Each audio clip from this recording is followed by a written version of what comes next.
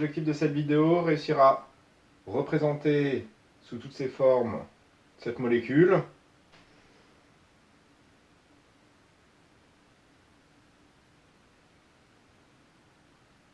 Donc, vous pouvez voir, vous avez deux boules noires, donc deux atomes de carbone, une boule rouge, atome d'oxygène, et 1, 2, 3, 4, 5, 6 boules blanches, donc 6 atomes d'hydrogène.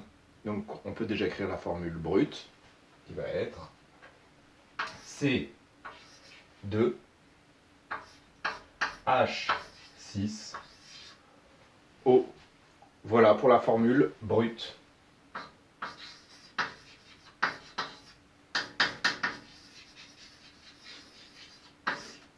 Vous allez avoir la formule développée.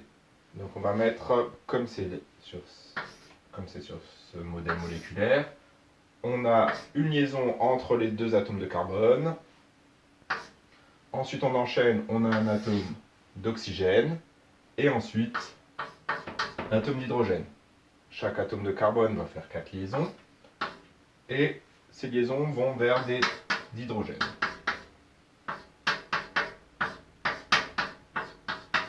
Pareil pour celui-là, on a bien les 4 liaisons. Et à chaque fois, on avait notre liaison carbone-carbone. Et les 3 autres liaisons de ce côté-là sont vers des hydrogènes. Donc voici pour la formule qu'on appelle formule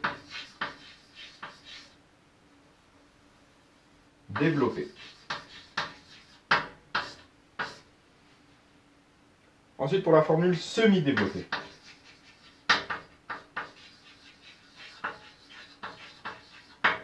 Donc on va avoir CH3, CH2, OH, puisqu'on ne représente plus les liaisons vers les liaisons qui sont juste vers des hydrogènes. Donc le C, les 3 liaisons vers les hydrogènes, on ne les représente plus, du coup on écrit CH3.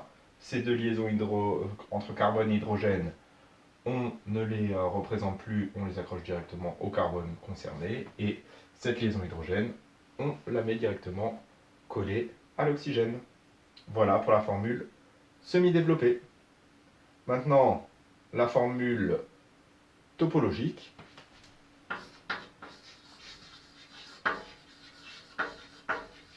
Donc là, les atomes de carbone ne sont plus que des sommets de segments.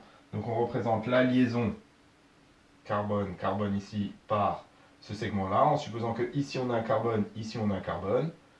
De ce carbone, on part vers une liaison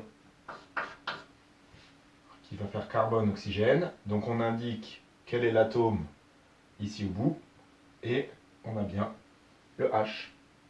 Donc voilà pour la formule topologique. À quelle famille appartient cette molécule?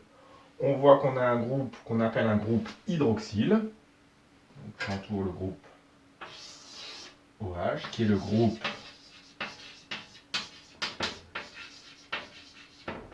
hydroxyle. Donc, cette molécule appartient à la famille des alcools. Dernière étape, on va essayer de la nommer. Donc notre chaîne carbonée principale sur laquelle est fixé notre groupe hydroxyle, c'est cette chaîne-là. On a combien d'atomes de carbone? 2. Donc ça veut dire on va avoir de l'éthane. On regarde en quelle position est placé le groupe hydroxyle. Ici, donc on peut numéroter 1, 2 ou 2, 1. Donc ça veut dire qu'on aura du éthane, un ol, puisque le groupe hydroxyle de la famille des alcools va avoir comme suffixe ol. En réalité, on n'a pas de différentes possibilités, puisque même si on retourne la molécule, donc en fait, on aurait pu appeler ça juste de l'éthane ol. Voilà pour le nom de cette molécule.